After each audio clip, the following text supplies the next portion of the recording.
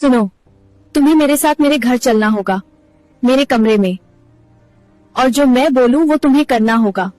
पर मैडम, आप हो कौन? मैं आपको जानता भी नहीं, और आपके घर कैसे चलूं, वो भी आपके कमरे में? वहां तुम्हें रहने की जगह और खाना भी दूंगी, पर रात में तुम्हें मेरे साथ रहना होगा। ये क्या बोल रही हैं आप मैडम? रात को आपके कमरे में मेरा क्या काम? आप कहना क्या चाहती हैं, और आप हैं कौन? वो तो तुम्हें कमरे में आने के बाद ही पता चलेगा। और हाँ, तुम्हें मजा भी आएगा मेरे साथ। आप किस बात की ओर इशारा कर रही हैं? मैं सब समझता हूं। मैं गरीब जरूर हूं, लेकिन ऐसा काम मैं नहीं करता। पर इसके बदले में तुम्हें पैसे मिलेंगे, खाना मिलेगा, और मेरे साथ मजे करने को भी मिलेगा, वो भी फ्री में। मैडम, मुझे ऐसा पैसा और ऐसा खाना नहीं चाहिए। मेरा भी कोई ईमान है, समझिए आप। देखो, ऐसा मौका बार बार नहीं मिलता मजे करने के लिए, वो भी मेरे साथ मेरे कमरे में पूरी रात। मुझे नहीं चाहिए ऐसा मौका। अब आप यहां से जा सकती हैं मैडम, वरना ठीक नहीं होगा। ठीक है, पर ये लो मेरा एड्रेस।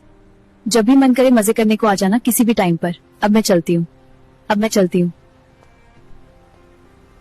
दोस्तों, यह सच्ची कहानी उत्तर प्रदेश के लखनऊ की है, जहां हजरतगंज से थोड़ी दूरी पर फुटपाथ के किनारे एक टूटी हुई चादर और कुछ गत्तों के सहारे जिंदगी काट रहा था शिवा। दिसंबर की वह रात थी जब लखनऊ की ठंड हड्डियों तक उतर जाती है, जब हवा सिर्फ शरीर को नहीं, इंसान की हिम्मत को भी जमा देती है। सड़क पर चलते लोग महंगे जैकेट, ऊनी कोट और दस्ताने पहनकर भी सिहर जाते हैं, और शिवा, उसके पास तो ढंग का स्वेटर तक नहीं था। बदन पर एक पुरानी जगह जगह से फटी शर्ट जिसके बटन आधे टूट चुके थे, और ऊपर से एक पतली सी जैकेट जो अब ठंड रोकने के लायक ही नहीं रही थी। पैरों में फटी हुई चप्पलें थी जिनके नीचे का रबर घिस चुका था, और हर कदम पर ठंडी जमीन की सुई जैसी चुभन सीधे उसकी नसों में उतर जाती थी। पेट पिछले 2 दिनों से खाली था। भूख ऐसी कि पेट अंदर चिपक गया था, और ठंड ऐसी कि दांत आपस में टकरा रहे थे, लेकिन आवाज बाहर नहीं आ रही थी, जैसे शरीर ने रोने तक की ताकत खो दी हो। आगे क्या हुआ ये जानने से पहले, अगर आपको ऐसी ही दिल छू लेने वाली कहानियां पसंद हैं, तो हमारे चैनल रोमांस जंक्शन को सब्सक्राइब जरूर करें, और दोस्तों, कमेंट करके अपना और अपने शहर का नाम जरूर बताना, ताकि मुझे पता चले कि मेरी आवाज कहां तक पहुंच रही है, क्योंकि आपका दोस्त आरजे हमेशा आपके लिए ऐसी ही दर्द भरी और सच्ची कहानियां लाता रहेगा। हजरतगंज के पास की वह चमचमाती सड़क, जहां रात के वक्त भी गाड़ियों की लाइन लगी रहती है, पीली रोशनी में नहाया हुआ रास्ता, सेल्फी लेने वाले लोग, हंसते खिलखिलाते दोस्त, हाथ में आइसक्रीम पकड़े बच्चे, और उन सबके बीच शिवा एक ऐसे साये की तरफ बैठा था जिसे कोई देखना ही नहीं चाहता। कोई तेज कदमों से निकल जाता, कोई नजरें फेर लेता, तो कोई उसे देखकर ऐसे मुंह बना लेता जैसे वह इंसान नहीं, कोई गंदगी हो। कभी शिवा कांपते हाथों से उठकर राह चलते लोगों की तरफ हाथ बढ़ा देता, उम्मीद करता कि शायद कोई 2 रोटी के पैसे दे दे, लेकिन ज्यादातर लोग उसकी तरफ देखते भी नहीं थे। कुछ सिक्योरिटी वाले आते, उसे डांटते, यहाँ मत बैठाकर बदनामी होती है, और शिवा चुपचाप अपना सिर झुका लेता, क्योंकि जवाब देने की ताकत भी तो पेट से ही आती है। शिवा लखनऊ नौकरी की तलाश में आया था। गांव में मां बीमार थी, दवाइयों के लिए पैसे नहीं थे, ऊपर से कर्ज का बोझ, और मन में बस एक ही उम्मीद थी कि शहर कुछ देगा, मेहनत का बदला देगा। लेकिन शहर ने उसे सिर्फ ठंड, भूख और अपमान दिया। जिस दिन उसके आखिरी पैसे खत्म हुए, उसी दिन से वो फुटपाथ पर आ गया। पहले दिन उसने खुद को समझाया था कि बस एक रात है, कल कुछ ना कुछ हो जाएगा। दूसरे दिन भी यही सोचा, तीसरे दिन भी, और अब यह तीसरी रात थी। लेकिन कल अब एक झूठ लगने लगा था। उस रात ठंड कुछ ज्यादा ही थी। हवा मानो बदले की भावना से चल रही थी। शिवा की आंखें बंद हो रही थी, लेकिन नींद नहीं आ रही थी, क्योंकि भूख उसे बार बार जगा देती थी। कभी माँ का चेहरा सामने आ जाता, कभी गांव की मिट्टी की खुशबू याद आ जाती, और कभी खुद से सवाल करता कि क्या यही हाल होना था उसका। तभी सड़क के किनारे एक महंगी काली कार आकर रुकी। टायरों की आवाज सुनकर शिवा ने सिर उठाया। ड्राइवर उतरा इधर, उधर देखा जैसे कोई गंदी चीज से बच रहा हो। फिर पीछे का दरवाजा खोला। कार से एक लड़की उतरी। लंबा महंगा कोट, चमकते हुए जूते, खुले बाल जो ठंडी हवा में भी सलीके से लहरा रहे थे, और चेहरे पर ऐसी ठंडक जैसे दुनिया से कोई लेना देना ही ना हो। लड़की का नाम काव्या था। वह कुछ पल के लिए वहीं खड़ी रही, शायद फोन पर किसी से बात कर रही थी।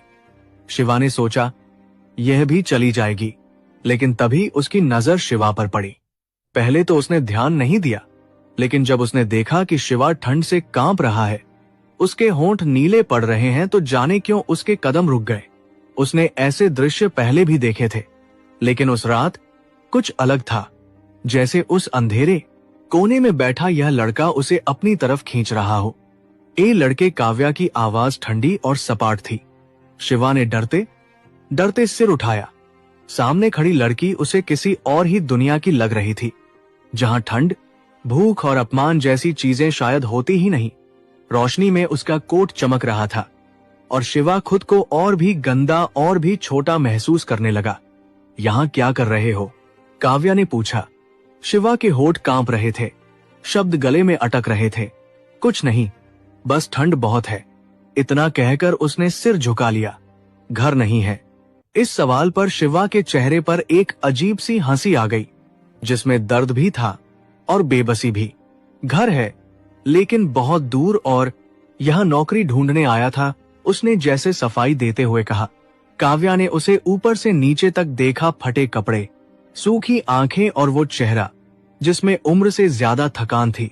उसने एक पल सोचा, शायद अपने मन में कुछ, तो फिर बोली, अगर मैं तुम्हारी मदद करूं तो करोगे? शिवा की आंखों में उम्मीद की एक छोटी सी चमक जली, जैसे बुझती हुई राख में अचानक चिंगारी दिख जाए। हाँ, क्यों नहीं, बस खाना मिल जाए। और कहीं रात काटने की जगह उसकी आवाज में गिड़गिड़ाहट नहीं थी, बस सच्चाई थी। काव्या ने बिना भाव बदले कहा, लेकिन मेरी एक शर्त होगी। शर्त? शिवा चौंक गया। उसके अंदर डर की एक लहर दौड़ गई। जो मैं कहूं वही करना होगा। बिना सवाल। काव्या का लहजा सख्त था।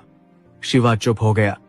उसके मन में डर और अपमान दोनों उठे, जैसे किसी ने उसकी आखिरी इज्जत भी तोलनी शुरू कर दी हो। उसे माँ का चेहरा याद आ गया, गांव की झोपड़ी और वो रातें जब माँ उसे अपने आंचल से ढककर सुलाती थी। उसने ठंडी जमीन की तरफ देखा, फिर काव्या की तरफ। अगर मैं मना करूं तो उसने बहुत धीमे से पूछा। काव्या ने कंधे उचका दिए, जैसे यह उसके लिए कोई बड़ी बात ही ना हो। तो मैं चली जाऊंगी और तुम यहीं रहोगे। कुछ पल की खामोशी छा गई। गाड़ियों की आवाज, ठंडी हवा और शिवा की तेज सांसें सब एक साथ मिलकर उस पल को भारी बना रही थी। फिर शिवा ने सिर झुका लिया। ठीक है, उसने कहा, मैं आपकी बात मानूंगा। काव्या ने ड्राइवर की तरफ देखा। इसे बैठाओ। जब शिवा कार में बैठा तो उसे पहली बार महसूस हुआ कि गर्मी कैसी होती है। हीटर की हवा उसके जमे हुए हाथों और पैरों को छू रही थी। सीट नरम थी और इस आराम ने उसके अंदर कुछ तोड़ दिया। उसकी आंखों से आंसू निकल आए, बिना आवाज के, जैसे शरीर ने खुद रोने का फैसला कर लिया हो। काव्या ने देख लिया लेकिन कुछ नहीं कहा। कार चल पड़ी। बाहर वही सड़क थी, वही हजरतगंज, लेकिन शिवा की दुनिया बदल रही थी।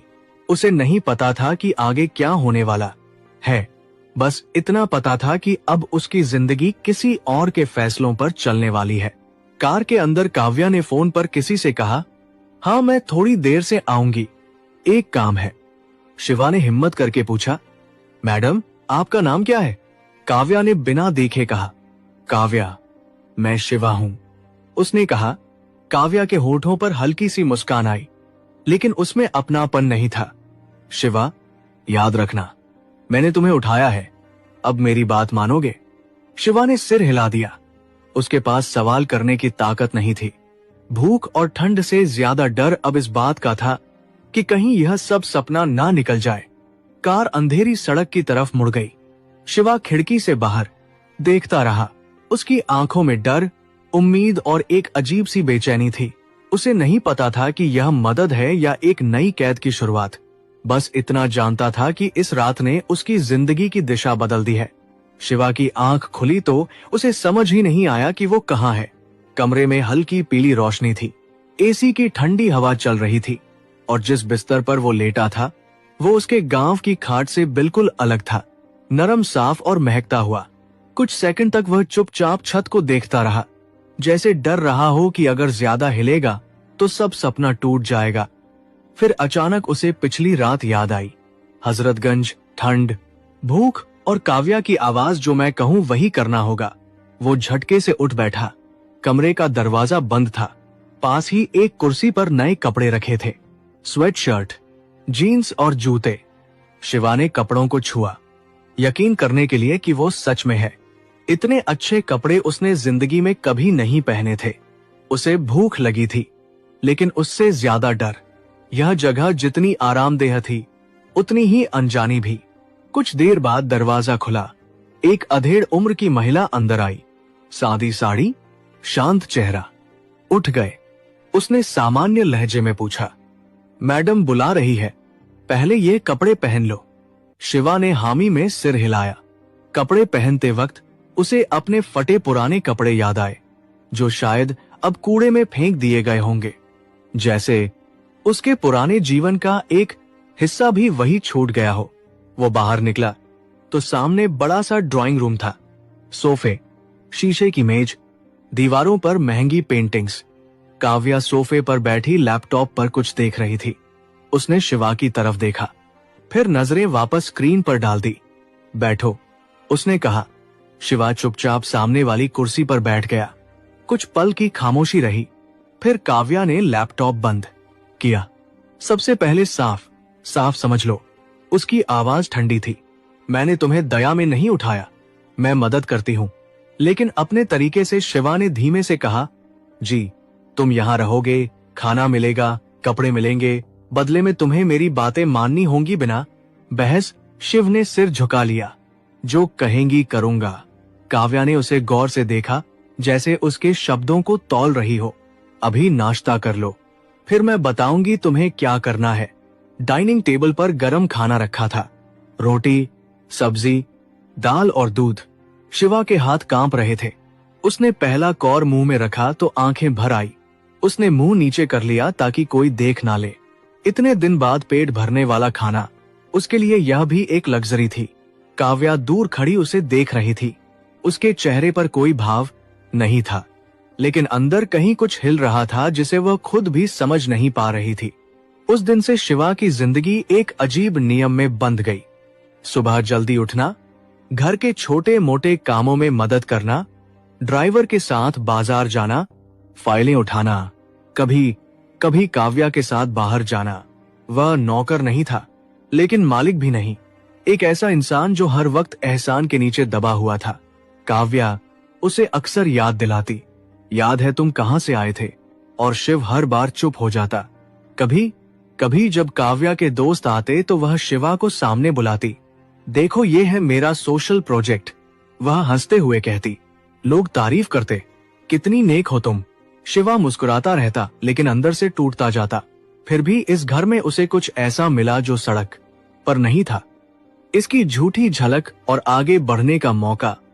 उसने घर की लाइब्रेरी में किताबें देखी। एक दिन हिम्मत करके उसने पढ़ना शुरू किया। रात को सबके सो जाने के बाद वो किताब लेकर बैठ जाता।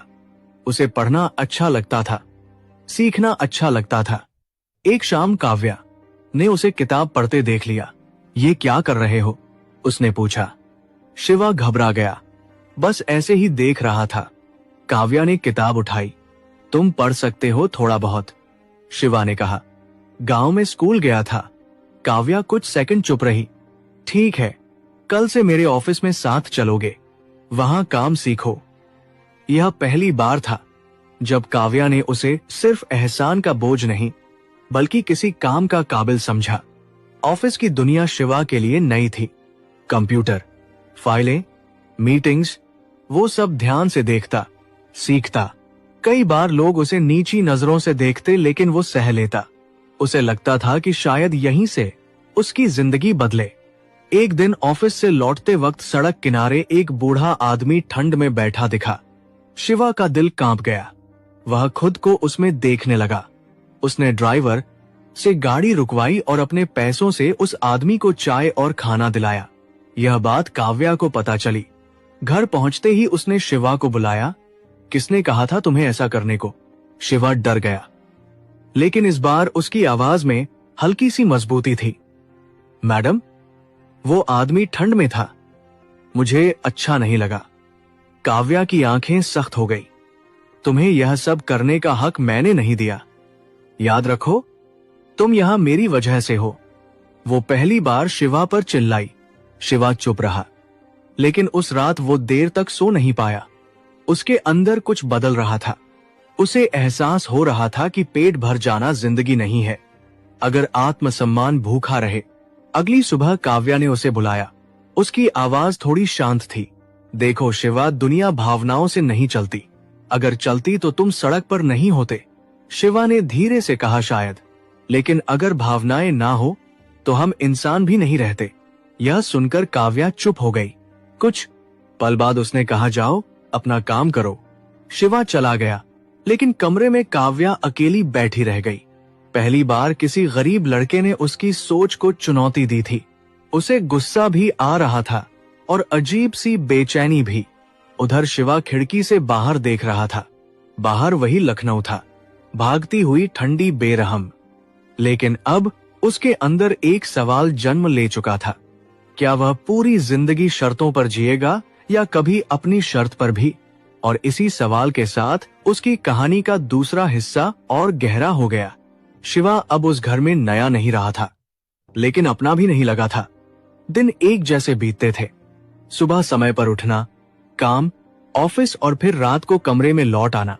फर्क बस इतना था कि अब उसके भीतर कुछ बदल चुका था। वह पहले की तरह डरा हुआ नहीं था। भूख और ठंड की जगह अब सवालों ने ले ली थी। सवाल अपने होने का, अपनी कीमत का। ऑफिस में एक नया प्रोजेक्ट शुरू हुआ था। काव्या ने शिवा को भी साथ रखा। यह प्रोजेक्ट शहर की झुग्गियों के लिए था। कागजों में मदद, असल में आंकड़े। शिवा जब पहली बार उन गलियों में गया तो उसके कदम रुक गए। वही बदबू, वही गीलापन, वही नंगे पांव बच्चे। सब कुछ उसे अपना अतीत लगा। फर्क बस इतना था कि आज वह बाहर से आया था, भीतर से नहीं। एक झोपड़ी के सामने एक औरत बैठी थी, गोद में बच्चा। बच्चा रो रहा था भूख से। शिवा का दिल बैठ गया। उसने जेब में हाथ डाला। थोड़े से पैसे थे। उसने बिना सोचे औरत को दे दिए। औरत की आंखों में जो चमक आई, उसने शिवा को चुप करा दिया। वो जानता था यह मदद छोटी है लेकिन सच्ची है। पीछे खड़ी काव्या सब देख रही थी। यह सब मत किया करो, उसने गाड़ी में बैठते हुए कहा। हम यहां भावुक होने नहीं, काम करने आए हैं। शिवा ने पहली बार बिना झुके जवाब दिया। काम? अगर इंसान को भूल जाए तो वह काम नहीं रहता। काव्या ने उसकी तरफ देखा। कुछ कहना चाहा लेकिन चुप रह गई। उसे लगा यह लड़का धीरे धीरे उसकी पकड़ से फिसल रहा है और यह एहसास उसे बेचैन कर रहा था। दिन बीतते गए। शिवा ऑफिस में लोगों की मदद करता, सीखता और रात को किताबें पढ़ता। उसने कंप्यूटर चलाना सीख लिया था। कुछ कर्मचारी अब उसे नाम से बुलाने लगे थे। यह छोटी सी इज्जत उसे अंदर से मजबूत कर रही थी। एक शाम ऑफिस से लौटते वक्त तेज बारिश शुरू हो गई। सड़क पर अफरा तफरी मच गई। अचानक एक बाइक फिसल गई, सीधे काव्या की गाड़ी के सामने। ड्राइवर ने ब्रेक मारे लेकिन गाड़ी डगमगा गई। उसी पल सामने से एक ट्रक आ गया। सब कुछ सेकंडों में हुआ। शिवा ने बिना सोचे काव्या का हाथ पकड़ा और उसे खींचकर सीट से नीचे झुका दिया। ट्रक गाड़ी के पास से चीखता हुआ निकल गया। शीशा टूट गया। सन्नाटा छा गया। कुछ पल बाद काव्या की सांसें तेज थी। उसका चेहरा सफेद पड़ चुका था। उसने शिवा की तरफ देखा। वो कांप रहा था, लेकिन उसकी आंखों में डर कम, चिंता ज्यादा थी। तुम ठीक है? शिवा ने पूछा। काव्या ने सिर हिलाया। पहली बार उसकी आवाज कांपी। हाँ। उस रात घर पहुंचकर काव्या देर तक सो नहीं पाई। बार बार वही पल आंखों के सामने आ रहा था। अगर शिव वहां ना होता तो? उसने पहली बार महसूस किया कि यह लड़का सिर्फ एक एहसान नहीं, एक इंसान है जो उसके लिए खड़ा हो सकता है।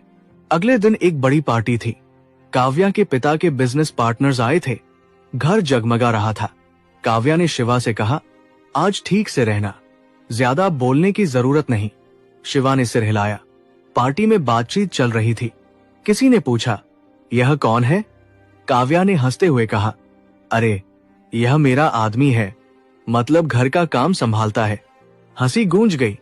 शिवा को ऐसा लगा जैसे किसी ने उसके सीने में पत्थर रख दिया हो। वही लोग, वही चमक, वही शब्द और वो फिर वही पुराना शिवा बन गया जो फुटपाथ पर बैठा था। फर्क बस इतना था कि आज वह साफ कपड़ों में था। उसने कुछ नहीं कहा, चुपचाप बाहर चला गया। रात गहरी हो चुकी थी। शिवा ने अपना छोटा सा बैग उठाया, कुछ कपड़े, एक किताब और माँ की तस्वीर। वह कमरे में आखिरी बार बैठा। उसे डर था, लेकिन इस बार डर से ज्यादा आत्मसम्मान था। काव्या ने देखा कि शिवा का कमरा खाली है। उसने नौकरानी से पूछा, कहाँ गया? मैडम। वो चला गया। काव्या का दिल बैठ गया। वह भागती हुई बाहर आई। गेट के पास शिवा खड़ा था।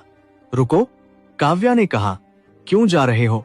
शिवा ने उसकी तरफ देखा। उसकी आंखों में ना गुस्सा था ना नफरत, बस थकान थी।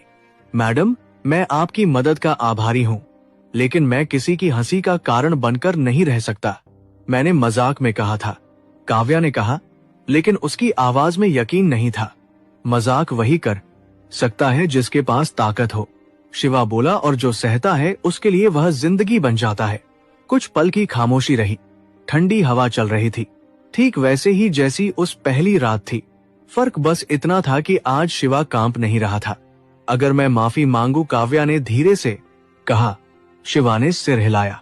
माफी शब्दों से नहीं, नजरों से समझ आती है, और आपकी नजर में मैं आज भी नीचे हूँ। वह मुड़ा और चल दिया। काव्या वहीं खड़ी रह गई। गेट बंद हो गया। पहली बार उसके पास सब कुछ था, लेकिन कुछ भी उसका नहीं लग रहा था। कमरे में लौट कर उसने शीशे में खुद को देखा। महंगे कपड़े, मजबूत चेहरा और आंखों में एक खालीपन। उधर शिवा सड़क पर चल रहा था। जेब हल्की थी, लेकिन कदम भारी नहीं थे। उसे नहीं पता था कि आगे क्या होगा, लेकिन यह पता था कि वह अब शर्तों पर नहीं जिएगा।